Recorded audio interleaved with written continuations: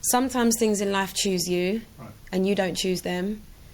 I knew that I had a good voice, but sometimes when you're that young, and this is why I'm very funny about young people auditioning for talent shows and putting themselves out there before they've discovered really who they are, because I feel like I'm very lucky that if I'm honest, that my deals didn't work out as well, because I don't think I would have coped with success how I've got it now when I was 17, emotionally.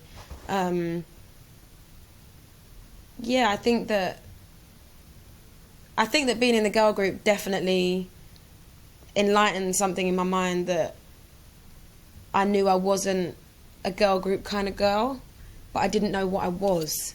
Yeah. So when you're on your own and you've got nothing to surround you and there's no one else that anyone's looking at, you have to be strong by yourself, and that's either being very sure in who you are or using a lot of things to cover up. And I think I started to do the cartoony thing because I went into panic mode and was like, right. And that was a very interesting thing for me to look at now, being out of that and just being me, because I've got past that, discovering myself, you know. I felt like at one point I became a cartoon of myself. Right, oh, I see. Yeah. Like, as time went on, I got busier and busier and busier, and because I didn't really know how to handle everything that was going on, I kind of like hid in costumes, and yeah, everything became how do I explain it without making it sound like I don't regret it, but it's interesting for me to look back now and go, whoa, is that me?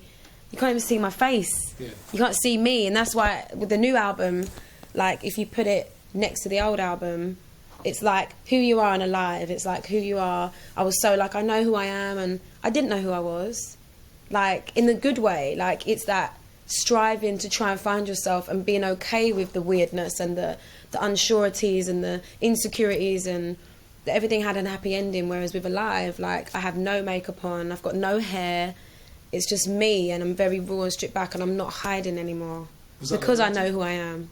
I feel like, in a nutshell, I feel like in comparison to the first album, obviously it was written over a year, within 5 weeks, over a year. The first album was 7 years, so it's like a mixtape. I listen to Big White Room and I go, whoa, the same person that wrote Domino, and it was 5 years later. The first album I started writing when I was 17, and I'm nearly 26, so I kind of like hope people really realise and understand that I've grown up a lot and I'm not a little kid anymore, and that a lot of the songs may shock people, like the topic, because I as you become famous, phases become factual, fads become set in stone, and there are things I think people have held on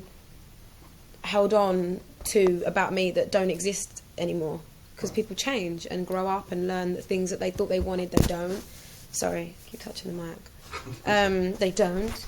But I feel like the songs that are on this album really reflect the person I'm going to be forever. Right. The foundations of the woman I want to be, and I'm becoming, you know, instead of a little kid searching.